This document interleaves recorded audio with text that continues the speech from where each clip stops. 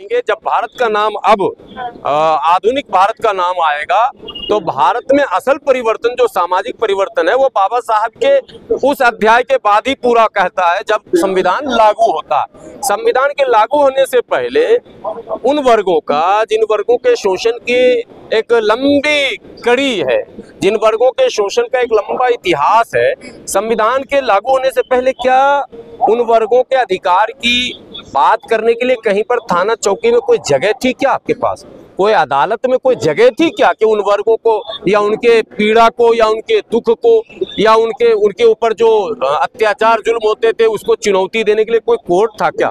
तो कुछ अंग्रेजों के जमाने में सुधार हुआ, बाद में बाबा साहब की क्रांति ने एक बड़ा परिवर्तन लाया, एक संविधान लिखा गया और संविधान में सबको समान, संविधान सबके लिए एक समान अधिकार, समता समानता सम्मान की बात हुई सबके, उसी में ह्यूमन राइट से रिलेटेड मामले हैं, उसी में मौलिक अधिकारों की बात है, उसी में SC ST के स्पेशल प्रोटेक्शन का जिक्र है, उसी में उनके रिजर्वेशन का जिक्र है, उसी में वो सारी चीजें। तो मुझे लगता है कि जो ह्यूमैनिटेरियन है, जो मानवतावादी लोग हैं वो तो विरोध नहीं कर सकते हैं, जो जिनकी सोच मानवता विरोधी है वो इसका विरोध कर सकते हैं, क्योंकि बाबा साहब ने तो मानवता की बात की है। लोग अगर ये धारणा रखते हैं कि उन्होंने SC ST की वकालत की है, नो, मैं इसको कभी भी इसके लिए तैयार नहीं हूँ ये मानने के लिए कि उन्होंने केवल SC ST की बात की। जो लोग पिछले पायदान पर थे, मुख्यधारा से कटे थे, जो सेक्शन मार्जिनलाइज था, हाशिए पर था, किनारे था, उसको मुख्यधारा से जोड़ने की बात बाबा साहब ने की और सबके अधिकार की बात की। किसी के अधिकार के हनन की गुंजाइश कहीं रखी नहीं संविधान में। लेकिन अब अगर सामंतवादियों को, मनुवादियों को पेट में मरोड़ है कि भाई इस शख्सियत को, इसके प्रतिमा को, इसके नाम को या इसके संविधान को लिखे हुए जिससे नाम जुड़ जाता अचानक, इसको खत्म कर दो, संभव नहीं है।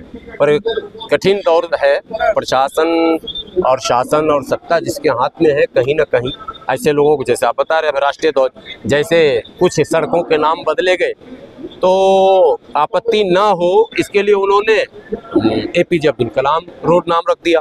भैया आप क्या करोगे? कलाम का विरोध करोगे क्या? फंस गए ना। तो तिरंगा का विरोध करोगे क्या? फंस जाइएगा।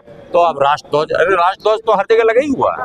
हाँ, राष्ट्रध्वज तो हम लोग का सम्मान तो सर सब लोग करते हैं, लेकिन नहीं सब लोग करते हैं बोल के आप उनको क्लीन चिट दे रहे हैं। जो तिरंगे से नाक पोंछ रहे हैं उनको क्लीन चिट दे रहे हैं आप। अच्छा। सब लोग कहाँ करते हैं? वो लोग नहीं करते जो बाबा साहब के सोच के विरोधी है, जो बाबा साहब की प्रतिमा का विरोध कर रहे हैं, वही लोग तो तिरंगा से नाक पोंछ रहे हैं। तो बाबा साहब की प्रतिमा को दरवाजे के सुप्रीम कोर्ट परिसर के अंदर तक नहीं आने दिया गया, परिसर के बाहर अभी भी प्रतिमा ऐसी की ऐसी रखी हुई है। वो कोर्ट का मामला, कोर्ट उसको देखेगी। देखिए हाई कोर्ट ने बकायदा परमिशन दे दी थी, गवर्नर को इनविटेशन भेजा गया था। ये प्रोसेस पॉलिटिकल नहीं है, इसमें लीगली प्रोसेस है, कोर्ट ही देखेगी, इसको कोर्ट ही देखेगी।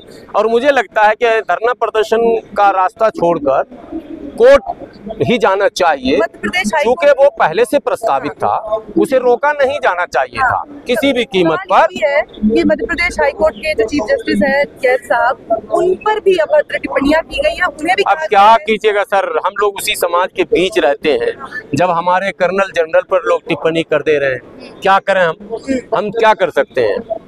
जब अभी कर्नल सूफिया कुरैशी पे जो हुआ वो आपने देखा ही देखा, जब हमारे सेना पे लोग कर देते हैं टिप्पणी और बच के निकल भी जा रहे हैं। तो दुर्भाग्य है हमारा, हम समाज के बीच रह रहे हैं, लेकिन ये गलत है, नहीं होना चाहिए। अब आप जज पे कमेंट करेंगे, वो भी अभद्र टिप्पणी करेंगे, ये मैं समझता हूँ जज साहब को स्वतः संज्ञान लेकर मुकदमा कर देना चाहिए ऐसे लोगों पर।